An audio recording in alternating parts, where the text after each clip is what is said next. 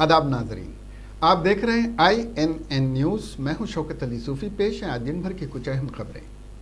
सदर जमहूरिया हिंद रामनाथ कोविंद ने आज कारगिल जंग में मुल्क के लिए खुद को कुर्बान कर देने वाले फौज के बहादुर जवानों को याद किया और उन्हें सलाम पेश किया। मिस्टर कोविंद ने कारगिल यौम फतह के मौके पर ट्वीट करके कहा, कारगिल यौम फतह हमारे मुसल्लह दस्तों की बहादुरी, पुख्ता अज़्म और गैर मामूली शुजाअत की अलामत है। उन्होंने लिखा, मैं बहादुर फौजियों को सलाम करता हूं जिन्होंने दुश्मनों का डट कर मुकाबला किया और मादर वतन की हिफाजत के लिए अपनी जानें कुर्बान कर दी। कौम हमेशा के लिए और उनके कुंबे के शुक्रगुजार रहेगी। वाज़ेह है कि 26 जुलाई 1999 को हिंदुस्तान को कारगिल जंग में फतह हासिल हुई थी। तब से इस दिन को कारगिल यौम फतह के तौर पर मनाया जाता है।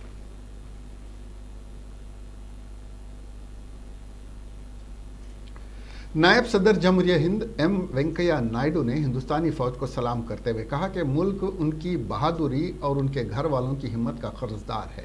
मिस्टर नायडू ने यौम फतह कारगिल के मौके पर एक सिलसिलावार ट्वीट में कहा कि फौजियों की सबसे बड़ी कुर्बानी ने मुल्क के लिए इफ्तिखार बख्शा है। नायब सदर जमहूरिया ने कहा कि आज यौम फतह कारगिल की 21वीं सालगिरह के मौके पर हिंदुस्तान फौज की बहादुरी को सलाम करता हूं, जिसकी हिम्मत और बहादुरी ने कारगिल की लड़ाई में मुल्क के लिए फतह हासिल की। मिस्टर नायडू ने कहा कि करगिल की लड़ाई में शहादत पाने वाले फौजियों को मेरा खिराज अकीदत, जिन्होंने मुल्क के इत्तेहाद और सालमियत की हिफाजत के लिए अपनी जानों की कुर्बानी दी। मुल्क उनकी बहादुरी और उनके घर वालों की हिम्मत के तई हमेशा कर्जदार रहेगा।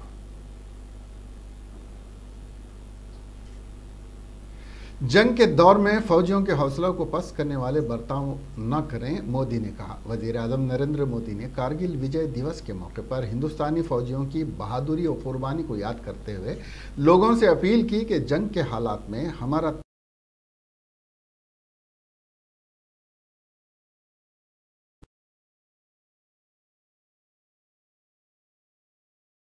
को फरोग न दें। वजीर आज़म ने यह भी कहा कि मौजूदा दौर में जंग न सिर्फ सरहद पर बल्कि बहुत से महाजों पर भी लड़ी जाती है, जिसमें हर मुल्क के शहरी को अपने अपने रूल का फैसला करना होता है। मिस्टर मोदी ने आकाशवाणी पर नश्र होने वाले प्रोग्राम मन की बात में शहरियों से कहा, जंग के हालात में हम जो बात करते हैं उसका सरहदों पर खड़े फौजियों के हौसले पर, उनके कुंबे के हौसलों पर बहुत गहरा असर पड़ता है। हमें कभी भी उसे फरामोश नहीं करना चाहिए और यही वजह है कि हमारा रवैया, हमारा तर्ज अमल, हमारी तकरीर, हमारे बयानात, हमारे वक़ार, हमारे अहदाफ सभी की कसौटी में ये ज़रूर रहना चाहिए कि हम जो कर रहे हैं, कह रहे हैं, उससे फ़ौजियों का हौसला बढ़े, उनकी इज्जत में इजाफा हो। मुल्क सबसे ऊपर है कि मुंतज़िर साथ इत्तेहाद के धागे में जुड़े मुल्क के अवाम हमारी फौजियों की ताकत में कई हजार गुना इजाफा कर देते हैं। कारगिल का युद्ध जिन परिस्थितियों में हुआ था वो भारत कभी नहीं भूल सकता। पाकिस्तान ने बड़े बड़े मंसूबे पालकर भारत की भूमि हथियाने और अपने यहाँ चल रहे आंतरिक कलह से ध्यान भटकाने को लेकर दुस्साहस किया था। भारत तब पाकिस्तान से अच्छे संबंधों के लिए प्रयासरत था, लेकिन कहा जाता है ना, बैरू अकारन सब काहू सौ, जो कर हित अनहित ताहू सौ। यानी दुष्ट का स्वभाव ही होता है हर किसी से बिना वजह दुश्मनी करना। ऐसे स्वभाव के लोग जो हित करता है उसका भी नुकसान ही सोचते हैं। इसलिए भारत की मित्रता के जवाब में पाकिस्तान द्वारा पीठ में छुरा घोंपने की कोशिश हुई थी, लेकिन उसके बाद भारत की वीर से दुनिया में कोरोना से तकरीबन 1,60,00,000 अफराद मुतासिर हैं। 6,43,000 से ज़्यादा अमवात। आलमी वबा कोरोना वायरस के फैलाव में रोज़ बरोज़ इजाफा हो रहा है और अब तक 1,60,00,000 से ज़्यादा अफराद इस वायरस से मुतासिर और 6,43,821 अफराद हलाक हो चुके हैं। कोविड-19 के मुतासिर अफराद के मामले में अमेरिका दुनिया में पहले, ब्राज़ील दूसरे और हिंदुस्तान तीसरे नंबर पर है। दूसरी तरफ इस वबा की वजह से तादाद अमवात के मामले में अमेरिका पहले, ब्राज़ील दूसरे और बरतानिया तीसरे नंबर पर है, जबकि अमवात के लिहाज से हिंदुस्तान छठे नंबर पर है।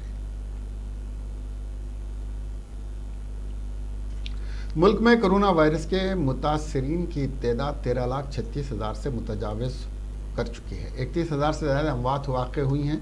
मुल्क में आलमी वबा कोविड-19 के कहर की वजह से गुज़िश्ता 24 घंटों के दौरान 48,916 नए मामले सामने आने से मजमूई तौर पर मुतासरीन की तादाद 13,36,000 से तजावुज़ कर चुकी है और 757 अफराद की मौत के साथ मरने वालों की तादाद 31,000 से ज़्यादा हो गई है।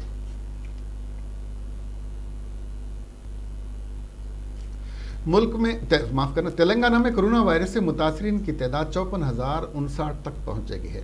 महकमा सेहत की जानिब से जारी करदा हेल्थ बुलेटिन के मुताबिक 25 जुलाई शाम 8 बजे तक रियासत में कोरोना वायरस के ताज़ा 1,593 केसेस दर्ज हुए, जबकि 8 अफराद की मौत हो गई। ताहल इस वायरस से मरने वालों की तादाद 463 तक पहुँच गई है। GHMC के हदूद में 641 केसेस मंजर आम पर आए। ग्रेटर हैदराबाद म्यूनिसिपल कॉरपोरेशन के मेयर बी राम मोहन को कोरोना वायरस हो गया है। वो कोरोना टेस्ट में मुस्बित पाए गए। राम मोहन ने बताया कि उन्होंने अपने अरकान ख़ानदान के साथ 25 जुलाई को कोरोना का रैपिड टेस्ट करवाया था, जिसमें वो मुस्बित पाए गए, जबकि इनके अरकान ख़ानदान मनफी पाए गए। उन्होंने कहा कि रिपोर्ट आने के बाद वो सेल्फ आइसोलेशन में हैं। उन्होंने कहा कि वो इस ताल्लुक़ से फ़िक्रमंद नहीं है। वो सेल्फ आइसोलेशन मियाद के बाद दोबारा अपनी जांच करवाएंगे और मनफी आने के बाद प्लाज्मा का अतिया देंगे।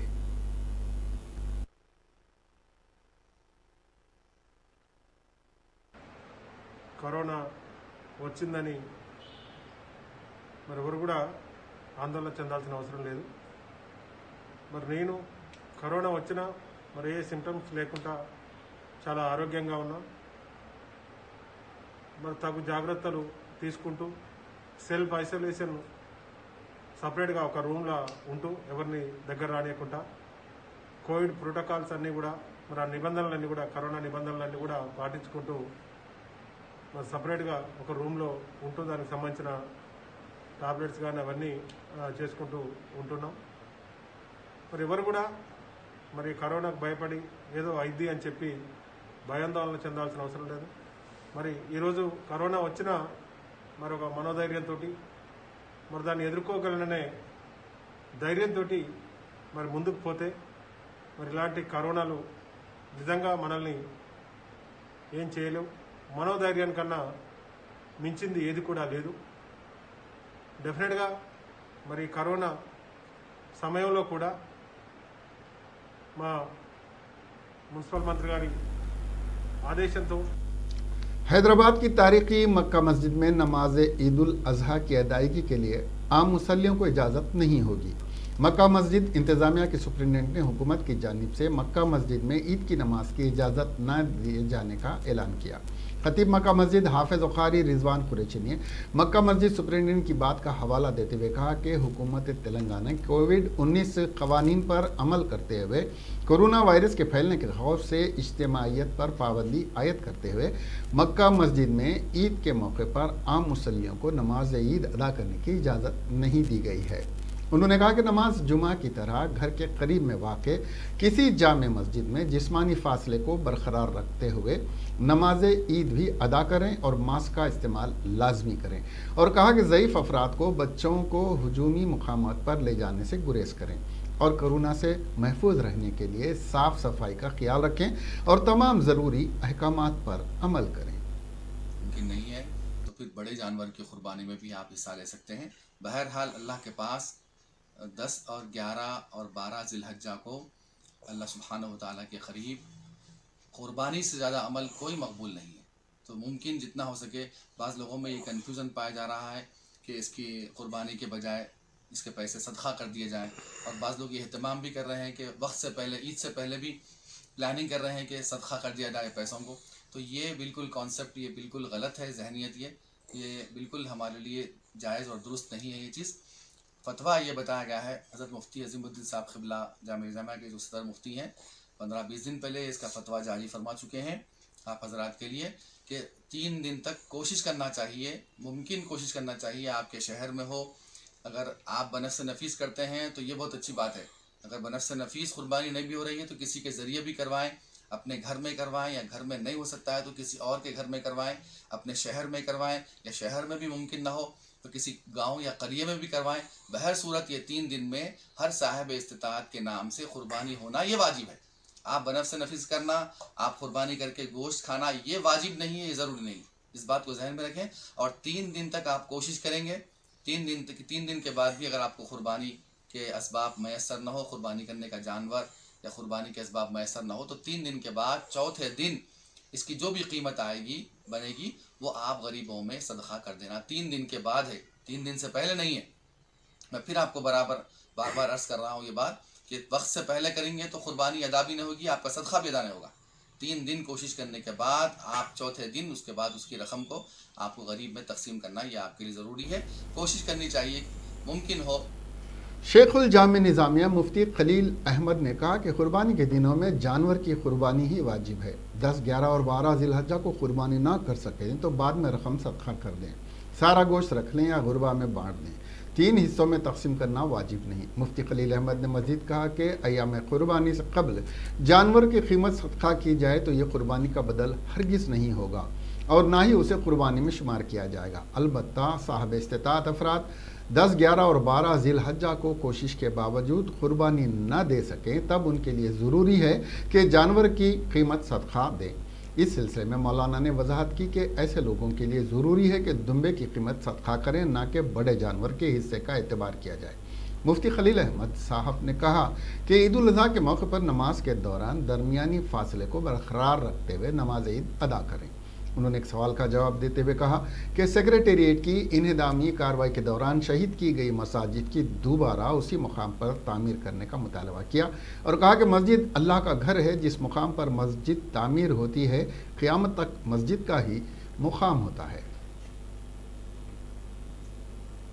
हज़रात 3 दिन 10, 11, 12 इन 3 दिनों में कुर्बानी का जानवर कुर्बान करना ही सही अमल है। इसके बजाय उसकी कीमत देना 3 दिन के अंदर या 3 दिन से पहले शरीयत में जायज़ नहीं है। कीमत जो देने की बात कही जा रही है मशहूर हो गई। अगर कोई शख्स इन 3 दिनों में कुर्बानी नहीं दे सका, मजबूरी की वजह से कोशिश करने के बावजूद भी मुमकिन नहीं हो सका, तो 3 दिन गुजर गए तो उसके बाद उस पर जो कुर्बानी वाजिब थी उसके बदले में एक बकरी की कीमत सदका करना वाजिब है। ये असल मसला है।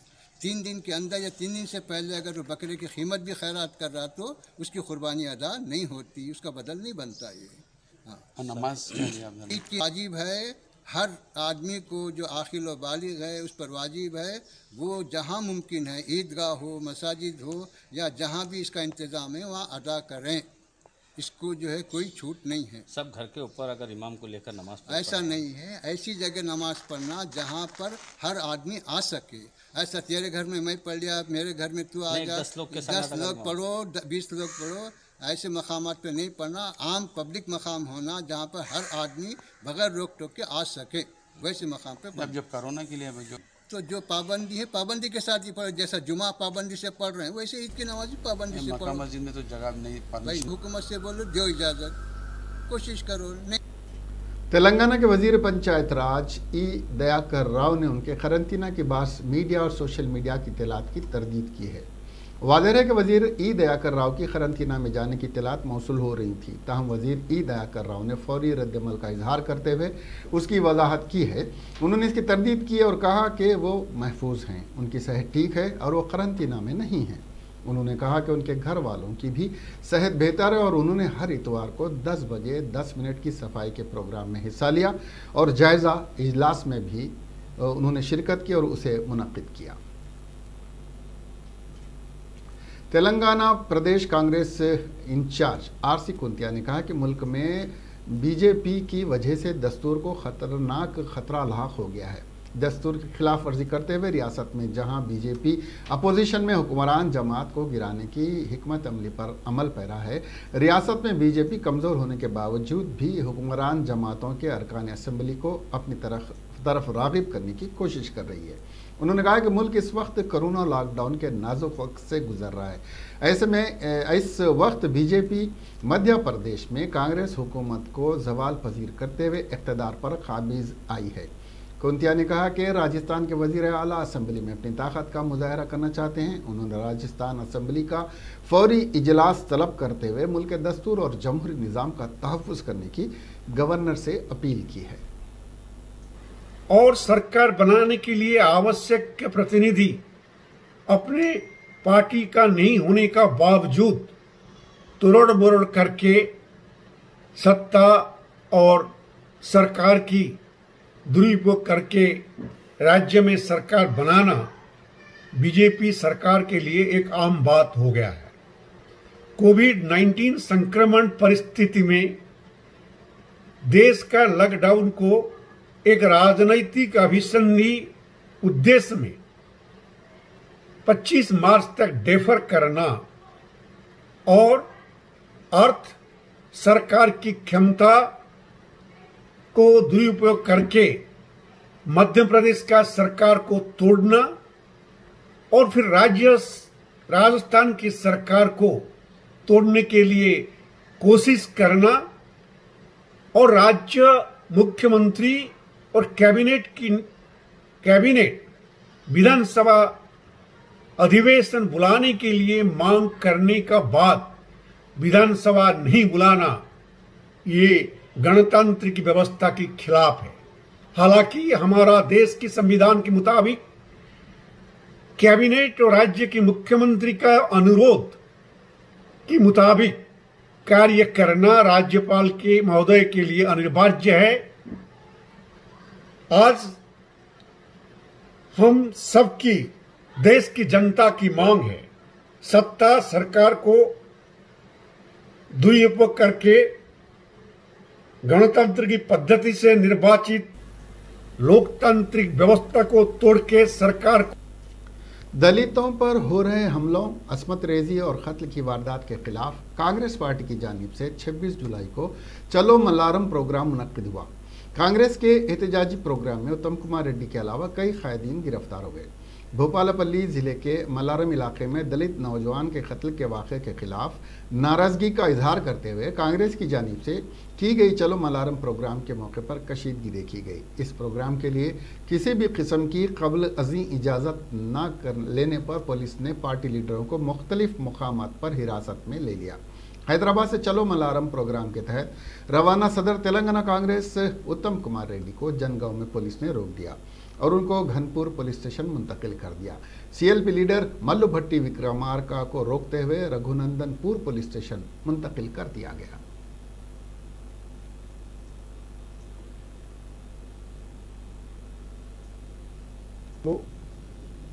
అనేక అత్యాచారాలు, అక్రమాలు, హత్యలు జరుగుతున్నాయి. వాస్తవంగా 2014లో టీఆర్ఎస్ పార్టీ గెలవడానికి, కేసీఆర్ ముఖ్యమంత్రి కావడానికి దళితులు, గిరిజనులు వారికి మద్దతు పలికిన మాట వాస్తవం. 3 ఎకరాల పొలం వస్తుందనుకొని, దళితులు ముఖ్యమంత్రి అవుతారనుకొని, గిరిజనులకి 12-10 రిజర్వేషన్ వస్తుందనుకొని, డబుల్ బెడ్రూమ్ ఇల్లు వస్తుందనుకొని రాష్ట్ర వ్యాప్తంగా దళితులు, గిరిజనులు ఆనాడు టీఆర్ఎస్ పార్టీకి పట్టం కట్టారు. కానీ 6 ఏళ్ల పాటు దళితులకి, గిరిజనులకి ఇచ్చిన ఏ హామీ నెరవేర్చకపోగా ముఖ్యమంత్రి మాట అటు పక్కన పెట్టండి, దళితులకు ముఖ్యమంత్రి ఇస్తున్నాడు.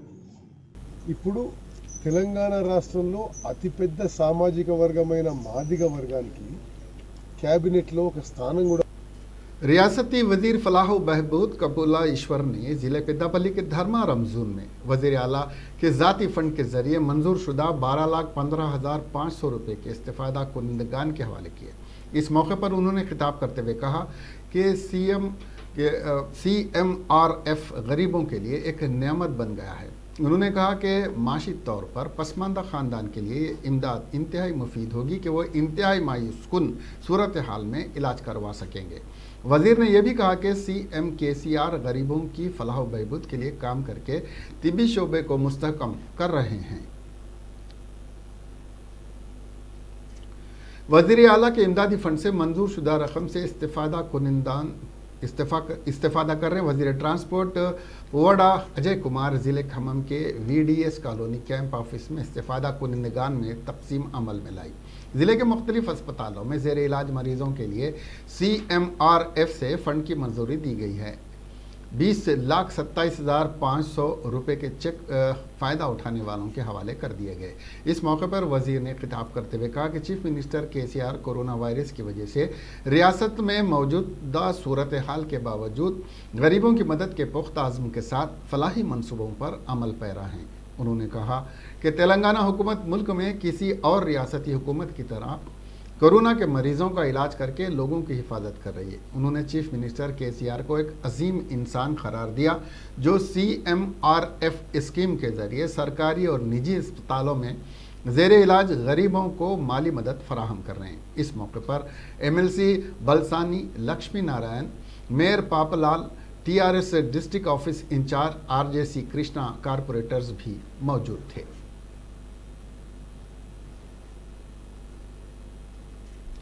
TRS काउंसिल के चेयरमैन G सखेंदर रेड्डी ने अपनी रिहाइशगाह पर मीडिया कॉन्फ्रेंस मुनक्किद करते हुए कहा कि कोरोना से परेशान होने की ज़रूरत नहीं है। उन्होंने अफसोस का इजहार करते हुए कहा कि कोविड पॉजिटिव अफराद को ज़हनी तौर पर हिरासान किया जा रहा है।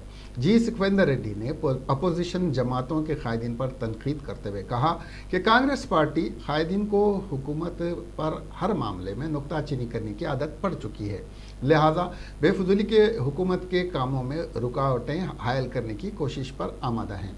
उन्होंने कहा कि उस्मानिया अस्पताल कदीम अस्पताल है और इसकी जगह पर दूसरा अस्पताल की तामीर ज़रूरी है, ताहम अपोजिशन को यह भी बर्दाश्त नहीं है।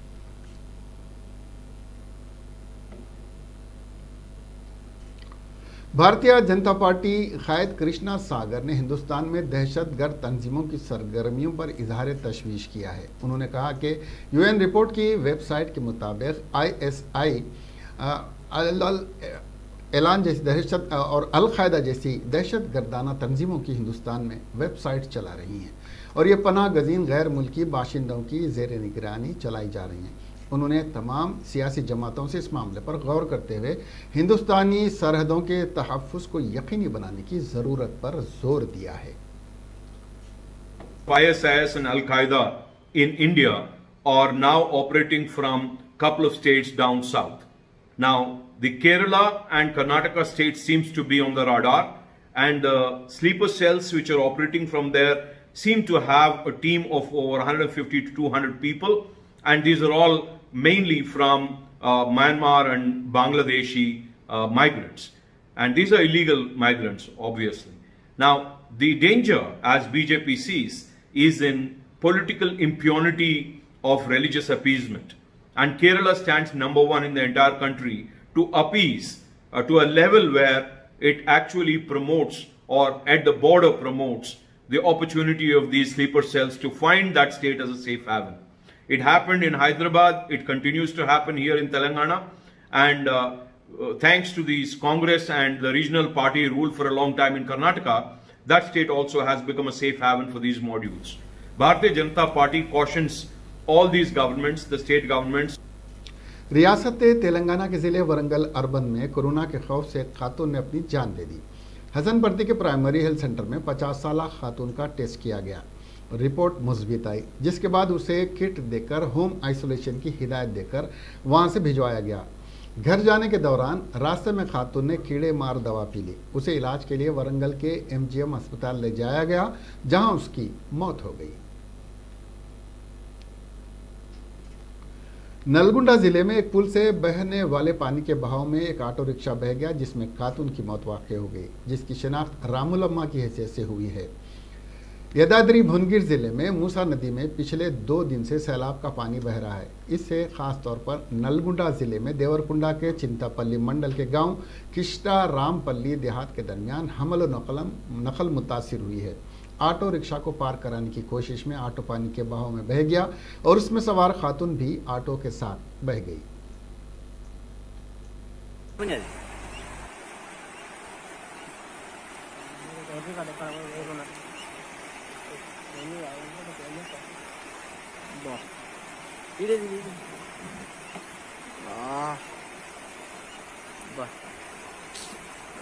తీసినాను అరే తాళం हफ्ते की शब एक 9 उम्र लड़की ने अपने घर वाक़ जुबली हिल्स में सीलिंग फैन से लटक कर इसलिए खुदकशी कर ली क्योंकि उसके वालिदैन ने उससे सेल फोन छीन लिया था। उसकी शनाख्त सुंदर लीला की हैसियत से की गई है। इसको अपने सेल फोन में वीडियो देखने की आदत हो गई थी क्योंकि वबाई मर्ज कोरोना के दौरान घर पर रहते हुए स्मार्टफोन पर वीडियो देखने के अलावा कोई चारा नहीं था। वालिदैन घर से बाहर जा रहे थे, उन्होंने सुंदर लीला से उसका फ़ोन ले लिया ताकि वो वीडियो देखने में मसरूफ़ ना हो जाए। जब वो घर वापस आए तो उन्होंने देखा कि वो पंखे से लटक कर खुदकशी कर चुकी है। उन्होंने पुलिस को इस बात की इत्तला दी। पुलिस ने लाश को नीचे उतारा। पुलिस को वहाँ खुदकशी नोट मिला जिसमें उसने लिखा कि वालिदैन ने फ़ोन मसरूफ़ रहने पर उसकी सरजनिश की थी जिसकी वजह से वो खुदकशी कर रही है। पुलिस ने लाश को पोस्टमार्टम के लिए उस्मानिया दवाखाना मुंतकिल कर दिया और एक मुकदमा दर्ज करते हुए मसरूफ़ तहकीक़ात है। तेलुगु फिल्मों के मशहूर अदाकार अली ने कहा कि उनकी खुशकिस्मती है कि उन्हें भारत रत्न APJ अब्दुल कलाम की बायोपिक में हीरो का किरदार अदा करने का मौका मिला है। उन्होंने एक माहिर फलकियात की हैसियत से बहुत सी कामयाबियां हासिल की थीं और फिर सदर जमहूरिया हिंद की हैसियत से खिदमत अंजाम दी और लाखों लोगों को मुतासिर किया। उन्होंने कहा कि यह मौका मिलने पर मैं हमेशा भगवान अल्लाह और जीसस का शुक्रिया अदा करता रहूँगा। ऑनलाइन के ज़रिए इस फिल्म की इफ्तिताही तकरीब मुनक़्क़िद की गई। जगदीश डांटी की हिदायत में ये फिल्म बनेगी। पिंक जैगवार इंटरटेनमेंट और Hollywood media and film production ने मुश्तरका तौर पर इस फिल्म का जिसका नाम डॉक्टर कलाम के नाम से आगाज़ किया है।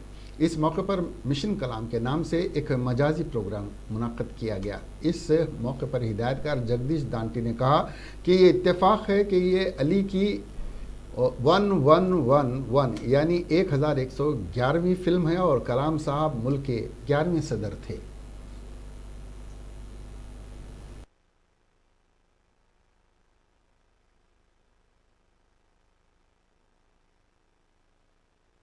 मैं श्री अब्दुल कलाम साहब के साथ एक फ़ोटो निकालना चाहता था लेकिन मेरे को चांस नहीं मिला। आज के दिन तेलुगु देशम पार्टी के रुकन पार्लियामेंट के नानी ने ट्वीट करते हुए कहा कि आज आंध्र प्रदेश में कोरोना वायरस की अजीब सूरत हाल हो गई है। केसीनेनी नानी ने बताया कि विजयवाड़ा में साबिक रुकन असम्बली का भाई कोरोना वायरस का शिकार हो गया और कल अस्पताल में शरीक करने के लिए ले जाया गया, लेकिन अस्पताल में बेड नहीं था। वो एम्बुलेंस में ही रहेगा जो सड़क पर ठहरी हुई थी। सुबह उसकी लाश एम्बुलेंस में पाई गई। केसी नानी ने कहा कि एक साबिक रुकन असम्बली के रिश्तेदार की हालत है तो जगन मोहन रेड्डी की हुकूमत में आम आदमी के बारे में सोचकर डर होता है। उन्होंने सूरत हाल पर तशवीश का इजहार किया। शमशाबाद में ससुराल से घर वापस लौटने वाला खानदान हुआ हादसे का शिकार। इस दिलखराश हादसे में शौहर हलाक हो गया और बीवी और बच्चे शदीद जख्मी हो गए। यह हादसा पालामुर गांव के करीब पेश आया। इस हादसे में मुखालिफ सिम से आने वाली नामालूम गाड़ी ने टक्कर देकर फरार हो गया। पुलिस ने मौके वारदात पर पहुंचकर जख्मियों को इलाज के लिए दवाखाना और मरने वाले शख्स की नाश को पोस्टमार्टम के लिए दवाखाना में महफूज करते हुए इस सिलसिले में केस रजिस्टर कर लिया और मसरूफ़ तहकीक़ात है।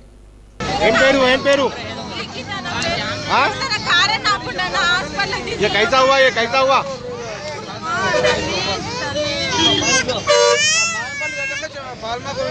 कैसा हुआ जी? वो माँ कैसा हुआ ये? सैनिटाइज़र का ज़्यादा इस्तेमाल ख़तरनाक हो सकता है। वजारत सेहत ने एक एडवाइज़री में इंतबा दिया कि हाथों को साफ़ करने वाला सैनिटाइज़र का ज़्यादा इस्तेमाल ख़तरनाक है। वजारत सेहत के मीडिया सर्विसेज के additional director general R.K. Verma ने कहा कि हम अपनी हिफाजत के लिए मास्क इस्तेमाल करते हैं और गर्म पानी पीते हैं, अलबत्ता हाथों को साफ़ करने के मामले में काफ़ी एहतियात बरतें। हाथों को साफ रखने के लिए सैनिटाइज़र का ज़्यादा इस्तेमाल से गुरेज करें। सैनिटाइज़र का ज़्यादा इस्तेमाल बैक्टीरिया को ख़त्म कर सकता है जो जिल्द को तंदुरुस्त रखते हैं। उन्होंने कहा कि साबुन और पानी मैसर होने पर सैनिटाइज़र का इस्तेमाल न करें।